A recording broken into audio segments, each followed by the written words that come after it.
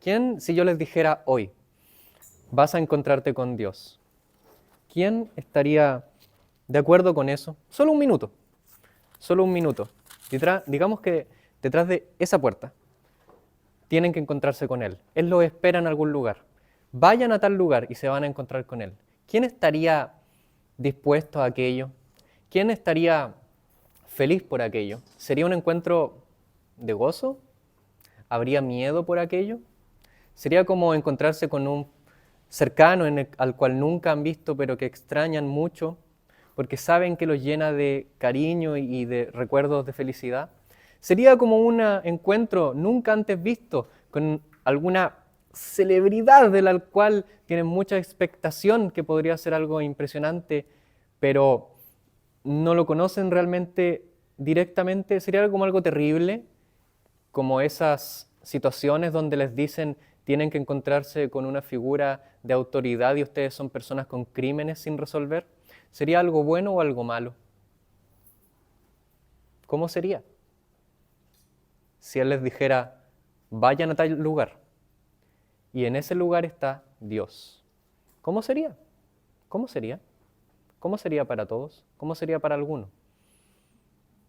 Porque eso pasó en la Escritura. En el capítulo 28 de Mateo, en el final de la Escritura de Mateo, el primer evangelio, existe un relato donde después de resucitado el Señor, dice algo, un mensaje para sus discípulos.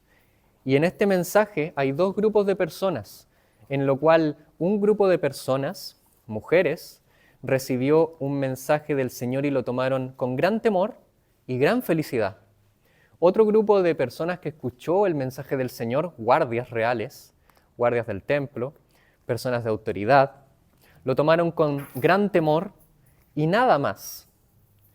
Y en base a aquello se le dijo a sus discípulos que no estaban en la escena en ese momento, que fueran a cierto lugar y que en ese lugar estaba el Señor, y que se encontraría con ellos. Pero ellos claramente tenían la opción de no ir. Quiero que vean cómo reaccionaron estas personas, guardias, mujeres y discípulos. Observemos esto. En el capítulo 28 de Mateo dice así la palabra de Dios. Pasado el día de reposo, ha pasado la crucifixión, el Señor ha sido entregado y Él, después de muerto, 3 días y 3 noches, en este capítulo se relata que Él ha resucitado. Pasado el día de reposo, al amanecer del primer día de la semana, vinieron María Magdalena y la otra María al ver el sepulcro. Hubo un gran terremoto, porque un ángel del Señor descendiendo del cielo y llegando, removió la piedra y se sentó sobre ella. Su aspecto era como un relámpago, y su vestido blanco como la nieve. Y de miedo de él los guardias temblaron y se quedaron como muertos. Mas el ángel respondiendo dijo a las mujeres, no temáis vosotras, porque yo sé que buscáis a Jesús, el que fue crucificado. No está aquí, pues ha resucitado como dijo. Venid, ven al lugar donde fue puesto el Señor, e id pronto y decid a sus discípulos que ha resucitado de los muertos. Y he aquí va delante de vosotros a Galilea, allí le veréis.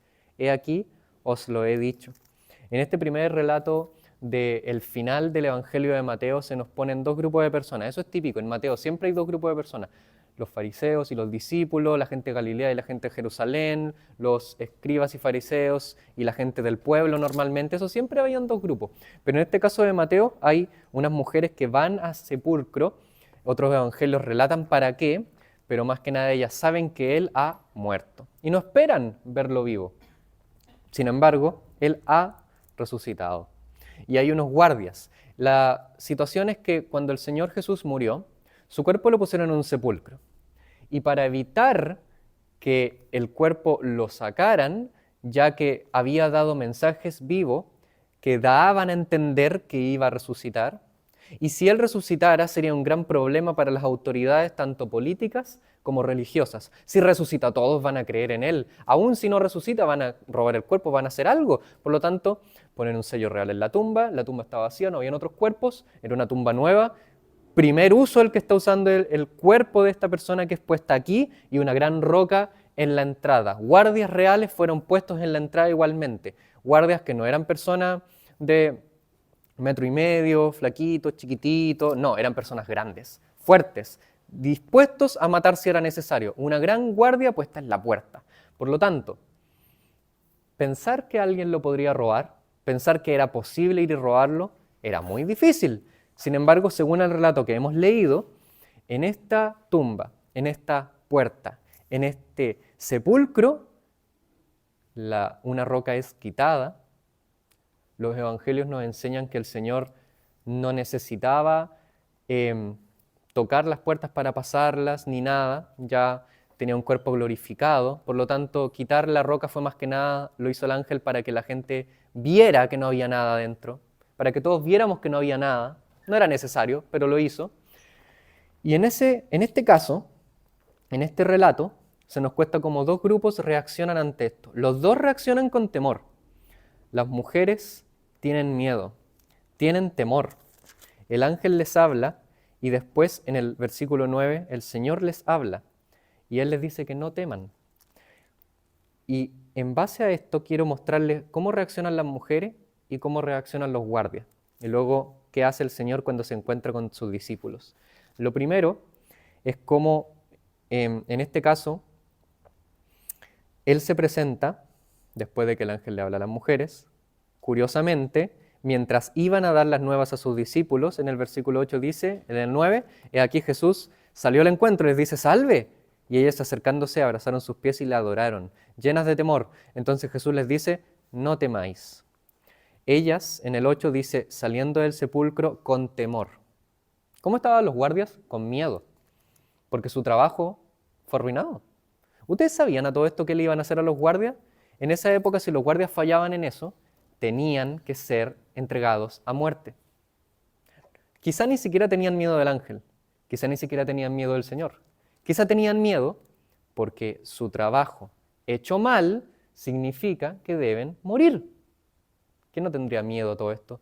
Un gran miedo se apodera de ellos. Claramente tendrían miedo del ángel, claramente tendrían miedo de las consecuencias, pero quiero enfatizar que a veces pensamos que los guardias tenían miedo, las mujeres no, pero acá sale claramente, las mujeres tenían temor, pero un temor bien enfocado, ya que ellas van corriendo a los discípulos a decirles la noticia con temor y gran gozo.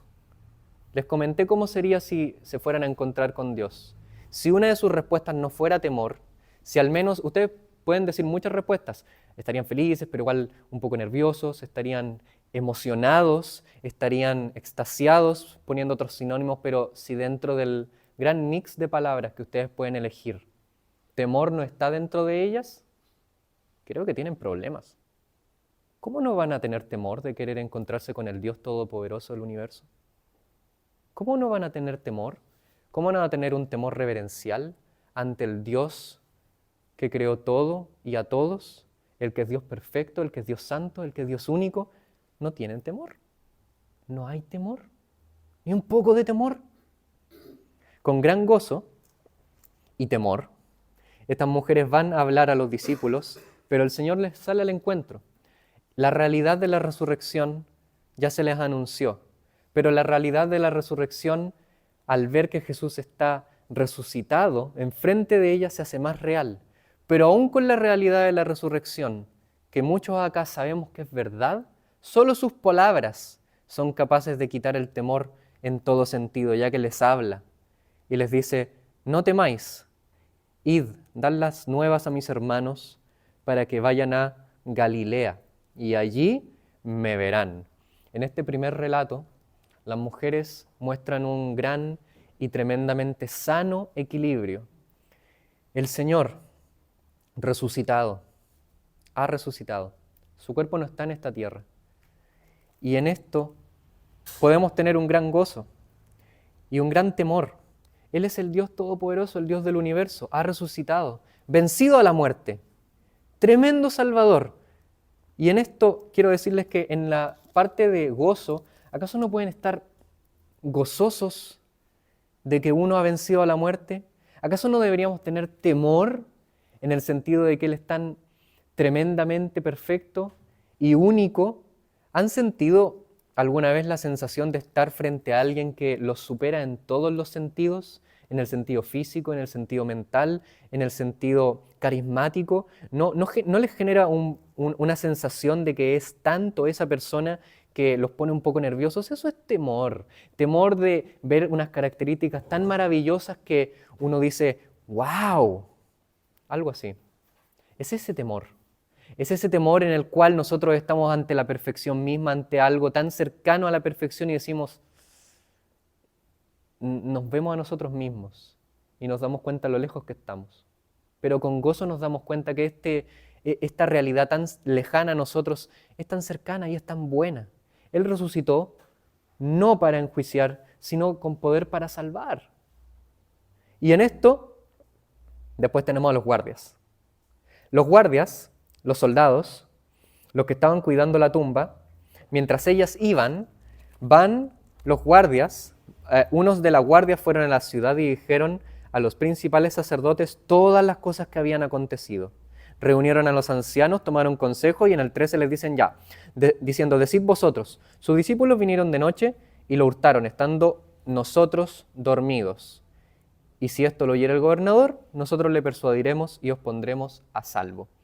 Ellos tomando el dinero lo sobornaron, hicieron como se les había instruido. Este dicho se ha divulgado entre los judíos hasta el día de hoy, es un comentario de Mateo. El mensaje de los soldados, dado por las autoridades a los soldados, es que si alguien pregunta, robaron el cuerpo. Si alguien pregunta, el cuerpo está por ahí, pero los discípulos lo robaron.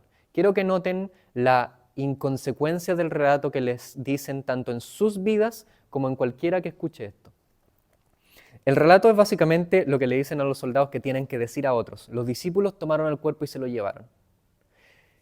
Y si alguien les pregunta, a los soldados dirían, no, es que estábamos dormidos. Y la respuesta que uno debería escuchar de cualquiera que escuche este relato diría, ¿y por qué están vivos? ¿No deberían estar muertos si están confesando que durmieron? Y si la respuesta al contrario fuera, no, es que estábamos despiertos, ¿y por qué dejaron que lo robaran?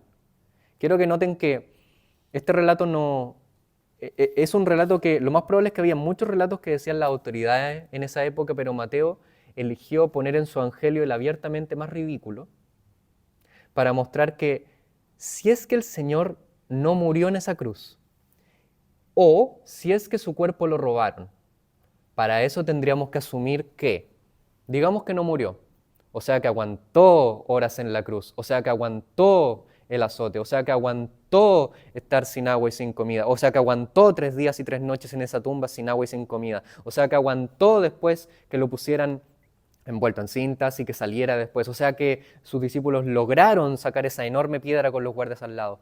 ¿Se dan cuenta que si el Señor no resucitó, cualquier otra historia que explique que Jesús estuvo en esta tierra y que ya no está su cuerpo, es demasiado difícil de creer?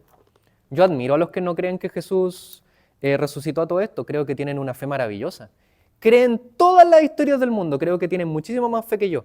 Yo creo que el Señor Jesús era Dios, que Él murió por mis pecados y que resucitó.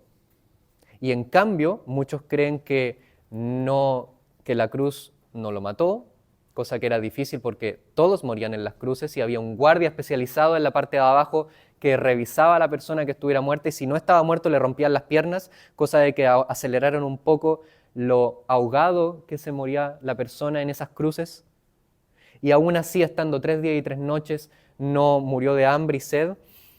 ¿No creen que yo creo que hay que tener fe en el Hijo de Dios, pero no creen que tener fe en el otro relato, en el relato de que no murió, en el relato de que no resucitó? Es como, ahí uno está como exigiendo demasiada fe. Es demasiado. Si alguien estuvo en la reunión de hace 2 semanas, vimos lo que es la fe y lo que no es la fe. Y una frase muy interesante que se dio es que muchas veces se toma la fe como creer lo que sea, cuando sea, porque sea. Y claro, la fe en algo ridículo es así. Creemos sin pruebas, creemos sin dirección, pero en este caso vemos que un hombre que se escribió de él por todas las edades y nunca se ha dejado de escribir de él, que separa los años incluso, que es ciertísimo que existió. ¿Podemos creer que no murió y que no resucitó? ¿Se puede? ¿Les puedo dar un consejo un segundo? ¿Les puedo dar un consejo delante de Dios? ¿Les puedo entregar un consejo en este momento con la palabra de Dios dándome autoridad? ¿Alguien aquí no quiere creer porque Dios no le ha funcionado? ¿Porque de alguna forma han tratado y su vida no se arregla? ¿Porque de alguna forma han querido creer pero sus vidas no mejoran o no empeoran, no lo sienten como si fuera una pócima secreta que se toman y que todo cambia?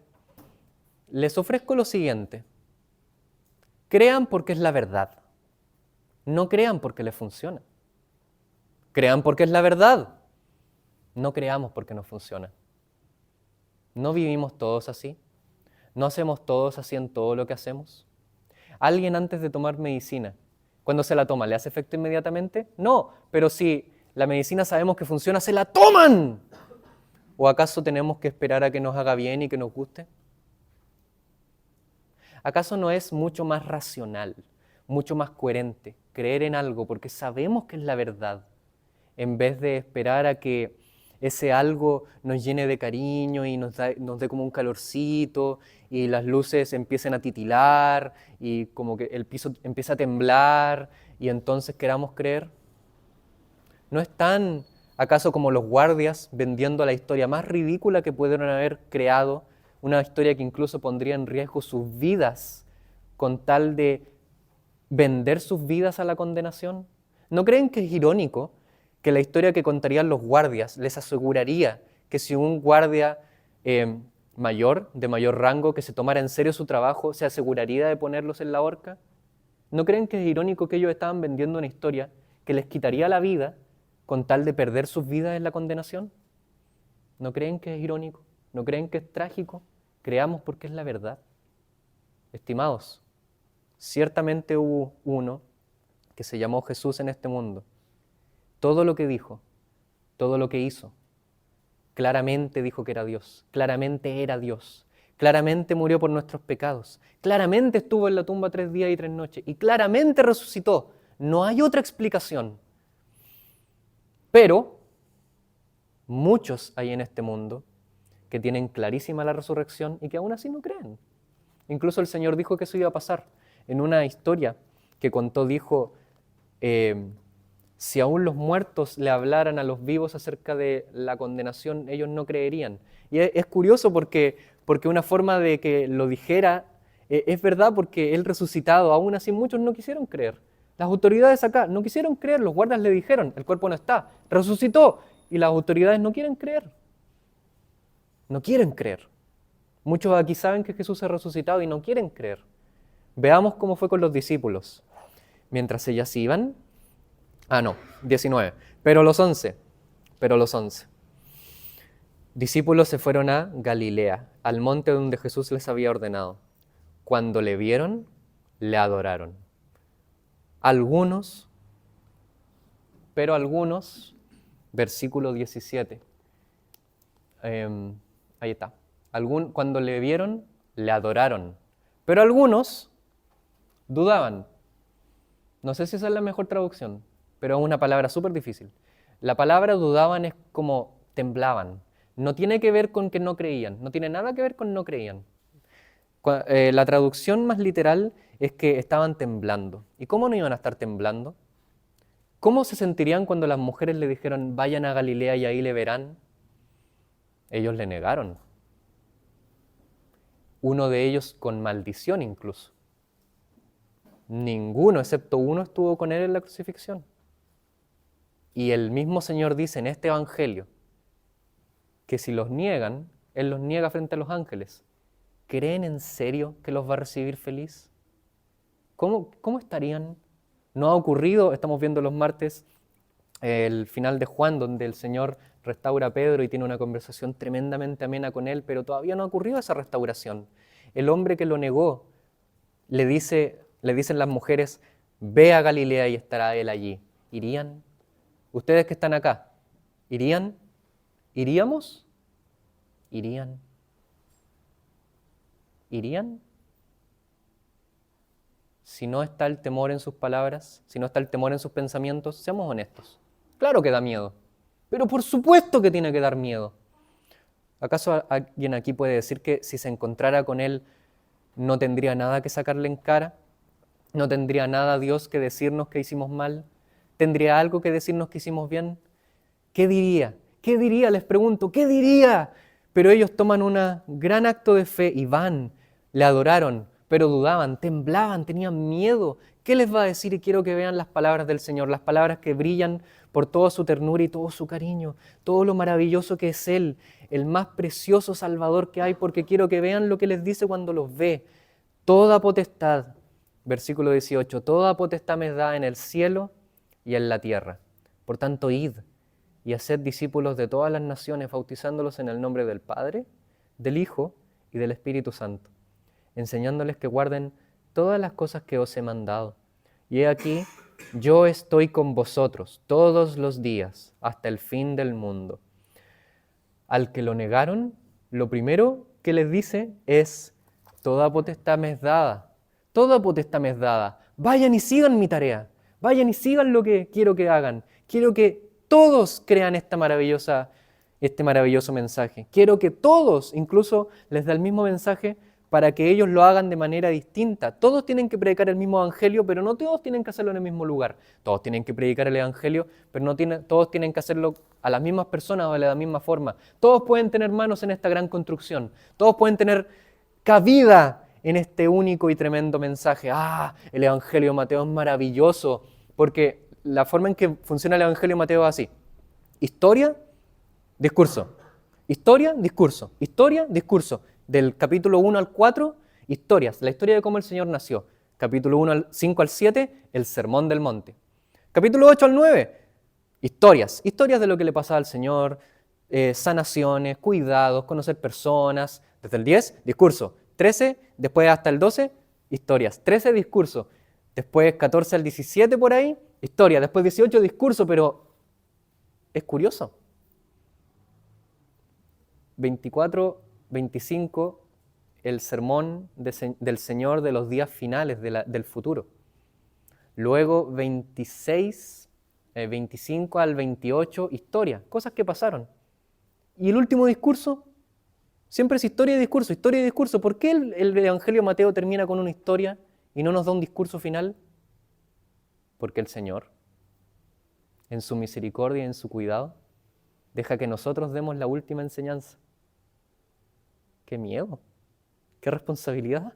¡Qué temblor! ¡Wow! Enséñenles que guarden todas las cosas que os he mandado. Bauticen en el nombre del Padre, del Hijo y del Espíritu Santo. Hagan discípulos. Y he aquí, yo estoy con ustedes todos los días. El Evangelio parte con el Señor viniendo al mundo y siendo nombrado Emmanuel, Dios con nosotros. Y aquí lo deja firmado. Estoy con ustedes todos los días hasta el fin. Si alguien no cree este maravilloso mensaje, si alguien no quiere ir con el Señor, ¿se dan cuenta lo que se pierden? ¿Se dan cuenta lo que se van a perder? ¿Se dan cuenta lo que se están perdiendo en esta vida?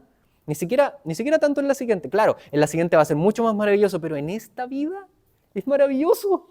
Nos deja seguir lo que Él hizo, nos deja enseñar acerca de Él, nos deja amar para Él. Incluso dice, por tanto, vayan, todos tienen parte, todos tienen cabida, no solo acá, no solo acá. Hay personas que nunca me van a creer si yo les predico, pero hay personas que solo van a creer si tú les predicas. Hay personas que nunca van a entender si yo les llevo el mensaje, pero sí hay personas que van a entender si tú les llevas el mensaje. Todos fuimos diseñados para adorar, todos fuimos diseñados para amar al Señor de la forma en que fuimos creados, de la forma en que somos hechos. ¿Y te lo quieres perder? ¿Te lo quieres perder? El Señor Jesús vino a este mundo, murió en aquella cruz y resucitó para perdón de pecados. Toda potestad le fue dada en el cielo y en la tierra. En el principio del Evangelio de Mateo igual le dijeron, un ente satánico y maligno le dijo, póstrate y te daré toda la potestad sobre, adivinen, todos los reinos de la tierra. Pero aquí dice, toda potestad me es dado en el cielo y en la tierra. Por tanto, vayan ustedes, y estoy con ustedes todos los días. No es la vida más fácil, no es la vida más divertida o fácil o no complicada o exenta de problemas, podríamos decir, pero vivir para el Rey de Reyes y Señor de Señores, el que resucitó, Les repito, ¿no es acaso coherente? Tengan cuidado. No esperen a que les funcione, no esperen a tener un calorcito.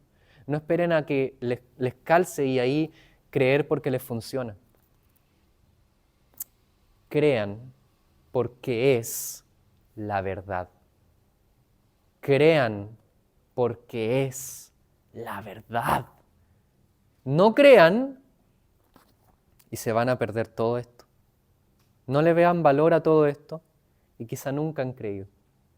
Que el Señor nos permita disfrutar este maravilloso, tierno y lleno de perdón, misericordia y justicia que es este mensaje. El que fue crucificado y entregado por nosotros va con aquellos que no lo crucificaron, obviamente, pero que lo negaron y que lo dejaron, y aún así les da todo y está con ellos. ¿No es un Señor maravilloso? ¿No es acaso un mensaje potente? ¿No es acaso Él el Salvador, el Cristo? ¿No es acaso terrible que no lo quieres creer?